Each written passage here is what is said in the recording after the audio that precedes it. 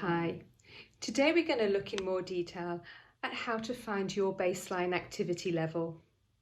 Now this is going to be a long session, but I want you to think of it more as a consultation or a workshop, providing you with the tools you need to work out your baseline. There's going to be things that you're going to need to write down and log, but this can be carried out in your own time over a few days. Nothing that I'm going to be explaining will be too difficult for you to do at home, but it could be tiring and therefore you're going to need to pace yourself. But that's why I've recorded it for you, so that you can do this over a couple of days and keep coming back to this video at any time to work through to the next step. Now I did think about breaking this session down into smaller chunks, but I really think it needs to be covered in one session. We're going to try and edit it though with chapters, so that this will allow you to skip through to the next session or next chapter more easily when you revisit it at a later stage. The next session will then consider how to safely build on your activity level and lower the risk of relapsing. Firstly though, let's have a recap. If you haven't watched the introductory session to this series, I strongly recommend you do so.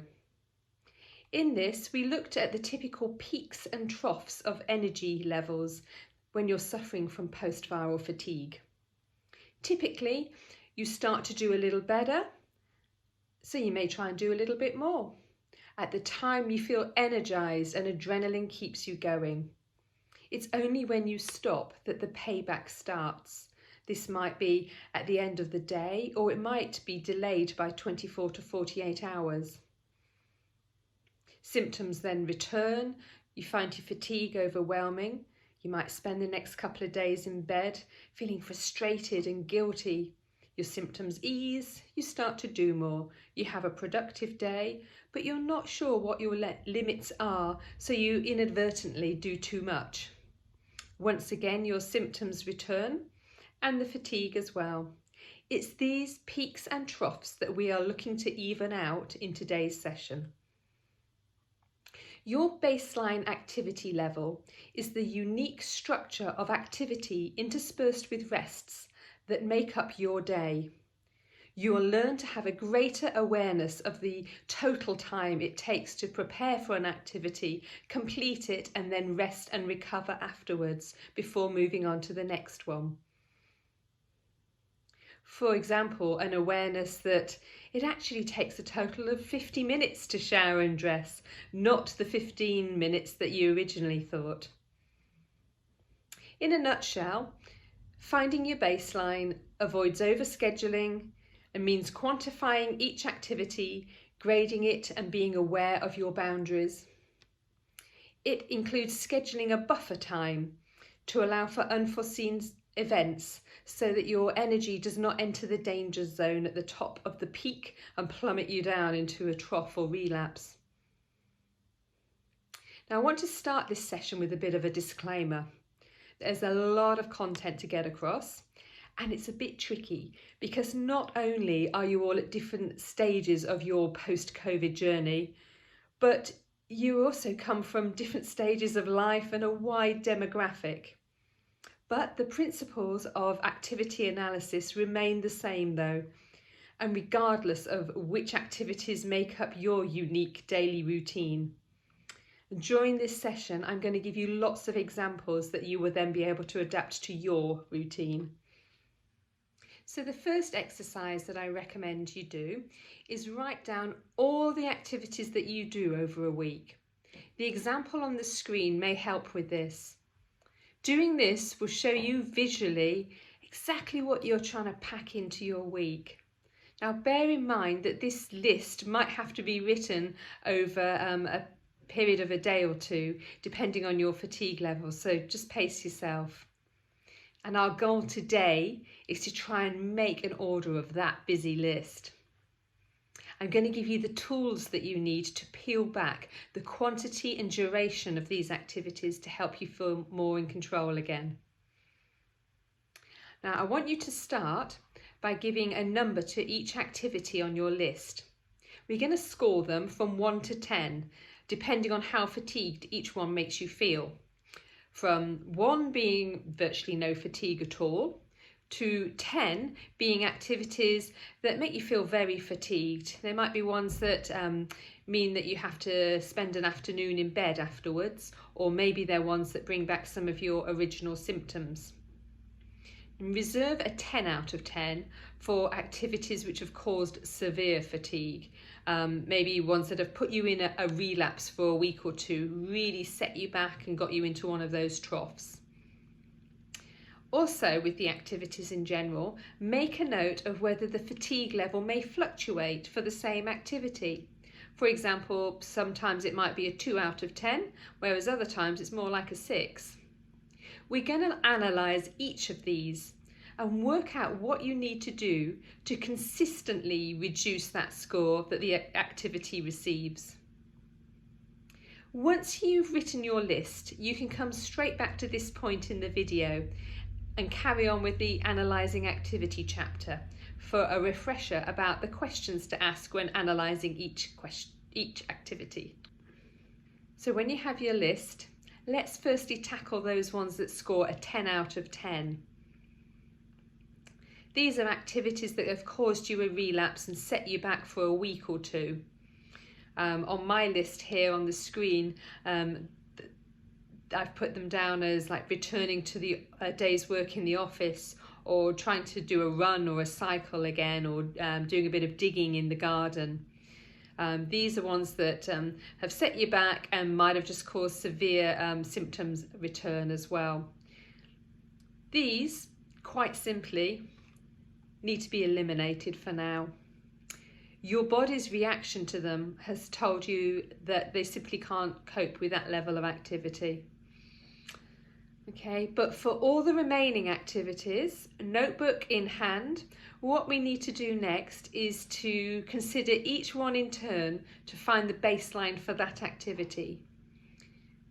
Considering that for activities that you allocate a higher score to, you'll need to have to do a greater analysis for those. And the main thing you're going to do for each activity is to quantify it, i.e. work out the comfortable amount of time that you can spend on that activity without fatiguing. But you're also going to explore the boundaries for each activity by analysing each one and ask yourself questions such as, does it matter what time of day I do it? Am I able to do this activity better in the morning, the afternoon, or the evening? What happens if I go straight from this activity to the next one? How long does it take to recover from? Does this activity give me physical or cognitive fatigue? Does it bring on any symptoms such as headache or fast heart rate? Once you consider each activity, you're also going to look at the recovery time and write this down along with any special considerations you might have for each one. Before you think this sounds too daunting, it shouldn't be. I'm going to give you lots of examples along the way so that whether they're activities that score a 2 or a 9, we should be able to work it out together. So let's look at some of those examples to help you on your way. Let's have a look first at an activity everyone does, taking a shower. Now for you, your observation of that activity might be that it's a score of 5 out of 10. Symptoms might be that it leaves you breathless, makes you feel tachycardic. Question, can I go straight from this activity to the next one? You might say no. Although the shower only takes 10 minutes, you might observe that it actually takes you about half an hour to recover before you feel like getting dressed. And then after you get dressed, it might take you 10 minutes recovery before you can face going down and preparing breakfast. So other questions you might want to ask yourself regarding this activity is, do I have to do this activity every day? Does it matter what time of day I do this activity? Could it be done at a different time of day?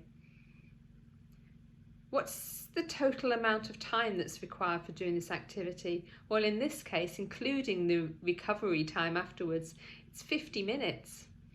So your baseline would be that you can have a shower with 30 minutes recovery time, you dress, allow yourself 10 minutes recovery time, you need to sit down while you have the shower, and you need to make sure that before you start the whole activity that you've laid all your clothes out beforehand. So taking another example, walking the dog. Now this is one where you might find that it's actually quite a variable score. Sometimes you only feel a 2 out of 10 in fatigue, and other times, oh, it's more like a 6. So what are your observations when you do an activity like this? Well, it could be something like you can comfortably do 15 minutes as long as it's on the flat. And you find that that gives you a score of between 2 and 4 out of 10. Observations might be that you love being in the fresh air, you find it relaxing, it makes you happy. Other observations might be that you can actually only do 10 minutes if you do the circuit, which is undulating, and that actually gives you symptoms of breathlessness, a racing heart, painful leg muscles, and that you often have to spend the rest of the afternoon asleep in bed. Other questions to ask might be, can I do the walk on the flat comfortably every day? What's the best time of day for me to do it? Does the weather affect the fatigue outcome? Does it matter whether it's particularly hot or cool? If you've got more than one dog, can you walk them both at the same time? Or does that have any difference to the fatigue that you feel afterwards?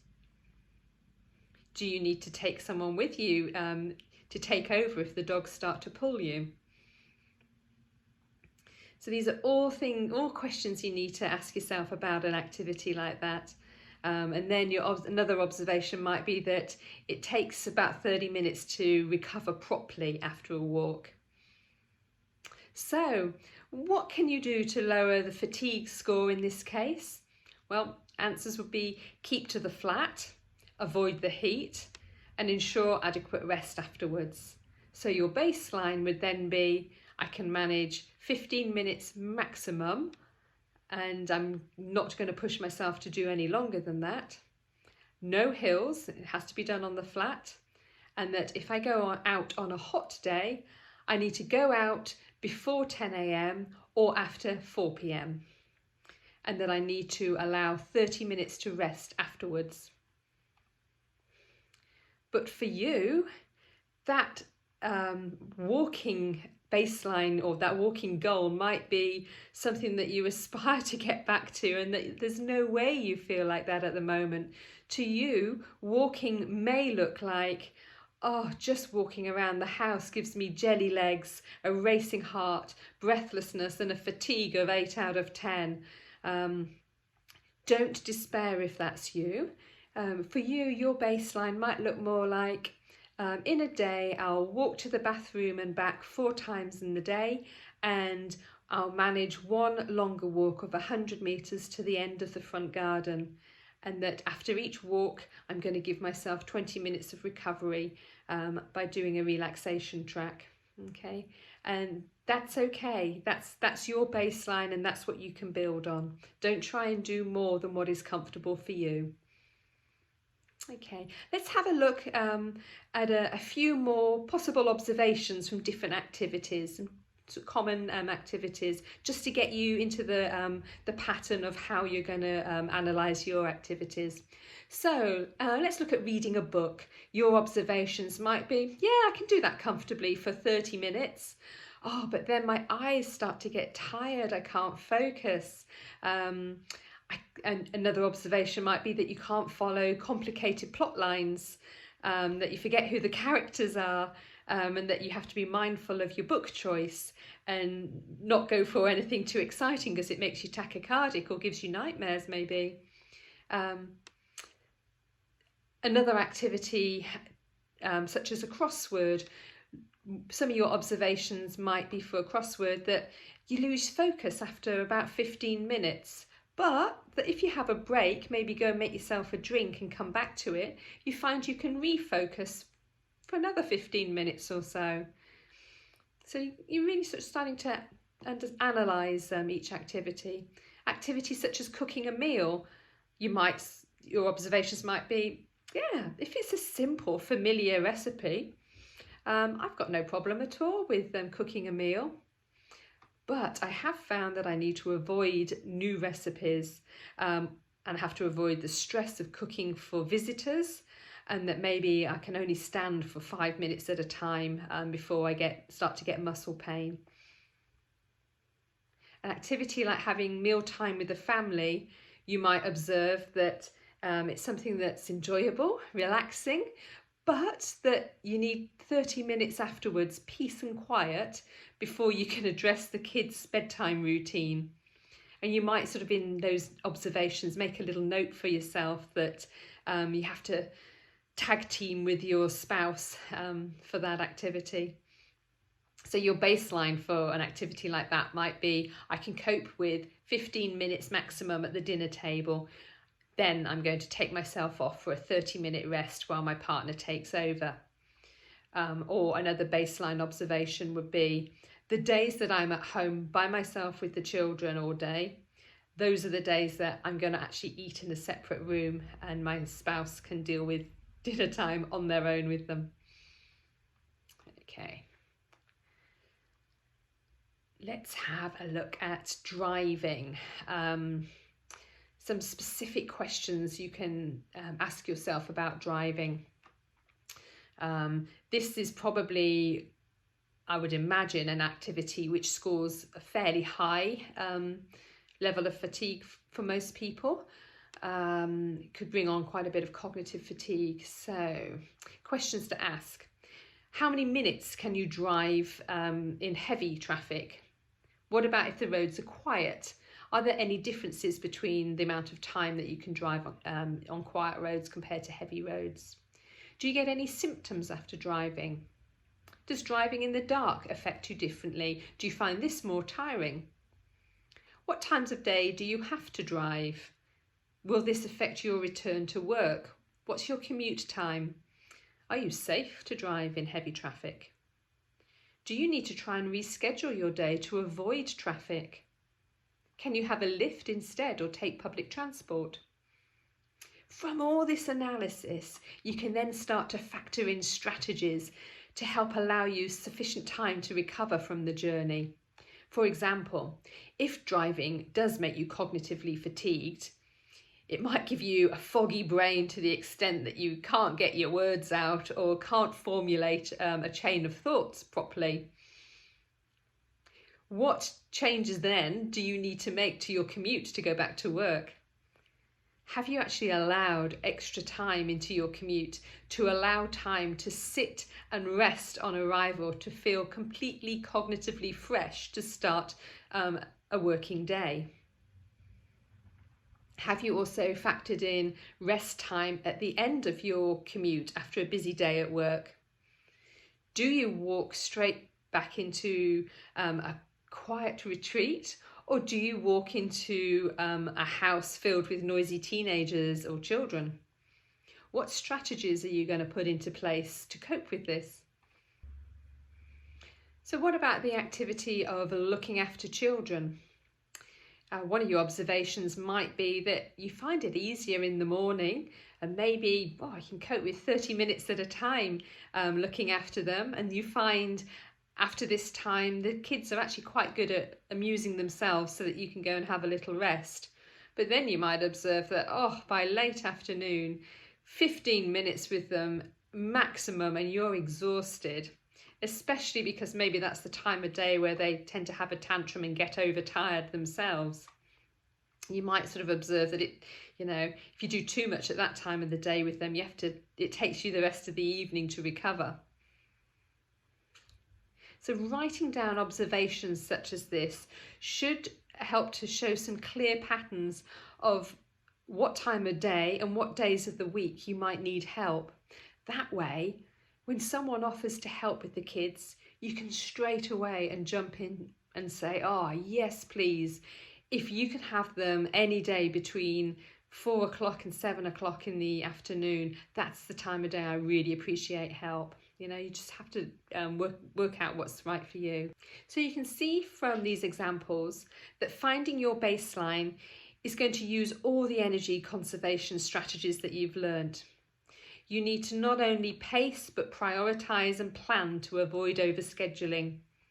It's a really good idea to start scheduling your week a lot more than you ever did before fatigue, to ensure that you schedule sufficient recovery time into each activity. So let's have a look now at some really heavy activities that make you feel very fatigued and symptomatic. You haven't eliminated them, but your score that you give them can range anywhere between 6 and 9 out of 10. And you have to be very careful for it not to be a 9 the whole time. Now, you might put these as a high priority to try and continue with these activities, maybe for a financial or a personal reason. So I've chosen 2 examples of potentially energy zapping activities and the components that make up their baseline. And then we're going to look at both of these examples and how to schedule them into your week. So firstly, the example is working from home. So maybe you've excluded going back into the office or workplace, but you find that it is doable to do a bit of work from home. Now, one of my next sessions that I'm going to put on YouTube is looking specifically at the activity of returning to home, with lots of practical strategies to consider for that. But for this example, maybe you found your baseline is that you can work from home for 4 hours a day for a maximum of 3 days a week. And you've broken it down into bite-sized chunks that you're better off starting the day at 10 o'clock in the morning, and you can spread that 4 hours of work over a 6-hour period. So each of those 45-minute bursts of or chunks of time, you'll have worked out that you're going to intersperse them with a 10 to 15-minute break where you get up, you move around, you take some fresh air, you just do something completely different, you switch off cognitively and just do something very mundane and a little bit physical, like pairing socks or deadheading the roses or something. Okay, then you might have worked out for your baseline that you're going to do a 30-minute relaxation, listening to guided meditation at the end of your morning. And then you're going to break off for lunch. And then you might also look that at the end of the working day, the last 30 minutes, you're going to prioritise finishing off emails and making a to-do list for your next working day. And that after you finish work, you're going to go straight into a 30-minute guided relaxation. So it's important when you're sort of working out what your baseline is, that you really communicate with those around you, the other people that are affected by it, especially obviously in the workplace, your employer and your colleagues, so that you can involve them with your plans and your pacing needs. And give them opportunity to support you. I think you'll find that people are a lot more understanding if you can bring them on board and let them know what you need, rather than just saying, I get tired, I need to pace. Okay, if they know that how long you can physically manage to cope with like a telecom or something, and that you're going to have to go off and rest afterwards, but you will come back to email or answer questions later on. Just let them know what your needs are. Okay, so how are you going to schedule this? So maybe in your weekly planner, you might try and split up those 3 working days to give you rest days in between. So as you can see from this example, after the weekend, you might do 2 working days and then take Wednesday and Thursday off in the middle to recharge, and then work on Friday again with the weekend to recover. Okay, the second example that I've chosen to look at is an activity like cycling to the park with the kids. Now, this is an activity that might seem like a massive achievement to actually do that at the moment, but you prioritise it because it gives you a good opportunity to have quality of time with them, whilst also burning off a little bit of their energy too. Some of your considerations when you're looking at your baseline is that you decide to schedule this into the morning when you're at your freshest, and on a day maybe when you know that they have a play date in the afternoon or time with their grandparents, which will give you time to rest and have a nap if required. So you're going to plan the day by doing things like making the lunch beforehand while you're fresh. And on that day, you're not going to plan anything else beforehand, only getting things ready. And you can get the kids involved with this as well, getting all the bikes out and the helmets and making sure you've got your raincoats and things. Get them looking for everything you need. You're going to plan ahead and do a route that you know is doable, and you've got to stick to it. No diversions, no... if the kids want to go off and do an extra route, it really is important just to stick with it, because that's what your baseline is. Something you might want to think about is the pros and cons of meeting another family there.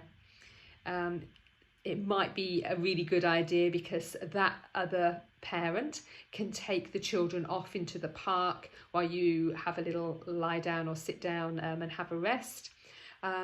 Or it might be a disadvantage to meet up with another family, because maybe it would make the outing too unpredictable. It might be that the other adult exhausts you with chatter, or that the kids are constantly interrupting you when you're out with another family. So those are all different things to think about. So your baseline for a big activity like this might be that from 9 o'clock to 11, you're going to be set that aside as preparation for the cycle outing, including making the lunch for the return and ensuring that everyone is suitably dressed, etc. At 11 o'clock, that's when you cycle to the park, and it might be that it's a half an hour cycle ride. And then schedule the time that you're going to spend in the park, so maybe 60 minutes, and then 30 minutes to cycle home. And then you work out that, so by 1 o'clock, you'll get the plates of food out of the fridge that you've already pre-prepared. So the kids can sit and eat those while they're watching something on TV, while you go and have a lie down for half an hour. And it might be as well that day you schedule that you're going to have frozen lasagna for dinner, something nice and easy. So you can see from that scheduling that an activity which would normally just take you 2 hours from beginning to end, you're now going to allow 4.5 hours for that. And this then becomes an activity heavy day. So you're going to try and balance that out with a more restful day the following day. Okay, so once you think you've found your baseline, use a notebook or a weekly planner and write down the structure of rest and activity that make up your baseline. Put down as much detail as possible about the amount of time you can do an activity for before you need to stop and rest, including the amount of time you need to rest after each activity before moving on to the next one. Plan your week so that you've got a good mix of opportunities to get small jobs done and time for having fun and for your mental health. This mix will help you to feel more satisfied, and slowly you can start to feel more in control. And remember, if you continue to feel fatigued and symptomatic, you're still doing too much, and you'll need to either fit in more frequent rests between activities or reduce the number of activities that you're trying to fit into the day. Now, I hope you found this session helpful. My next session, I'm going to go through some strategies to help you to safely build on this baseline. Okay, thanks for watching.